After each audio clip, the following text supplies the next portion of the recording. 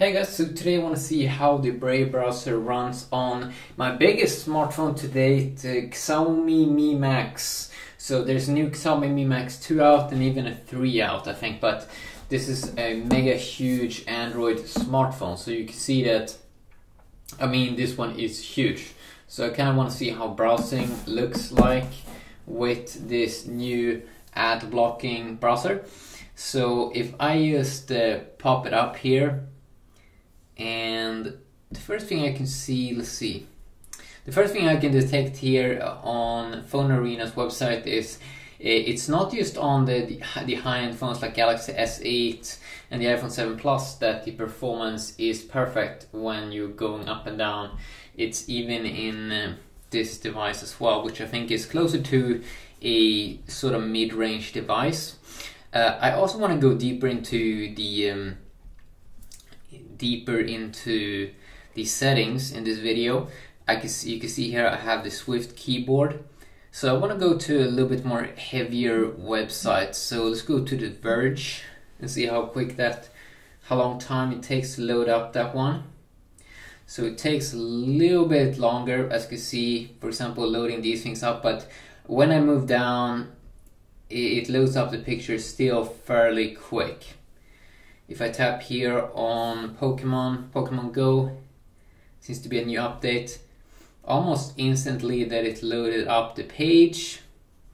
If I tap on this Brave up here, I can see that it has blocked 24 ads and trackers, and no scripts blocked here. So as I said in my previous Galaxy S8 video on this browser, that sometimes you have scripts running in the background that runs ads like crypto miners and things like that can make your experience worse.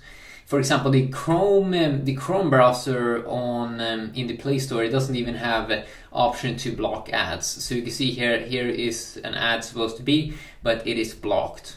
If I go to Wired, which is another professional website, wired.com. Again, this one also loaded up super quick. And sometimes it takes, sometimes takes a few seconds here to load.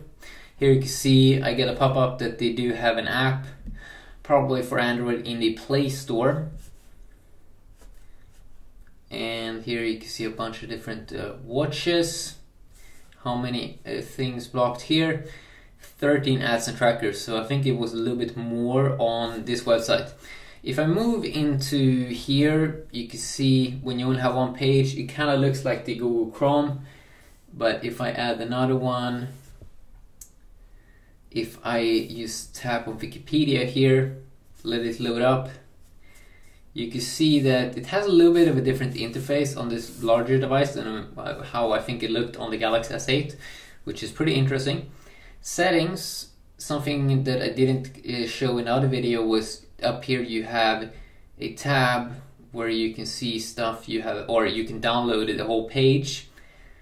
You can reload the page also here, and you can also add it to the home screen, but that is pretty basic stuff.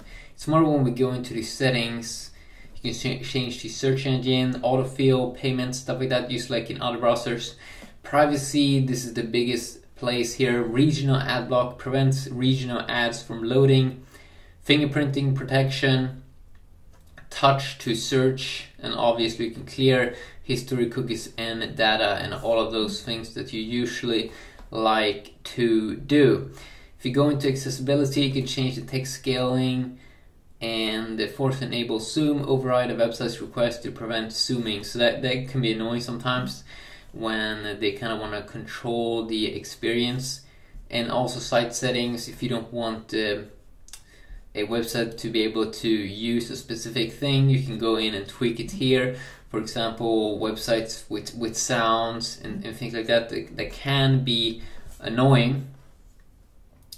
And but very nice browser. In the next video I am gonna do probably a comparison with the Chrome browser to see how it looks on Android, the biggest differences. You can see it should have pretty good downloads right now.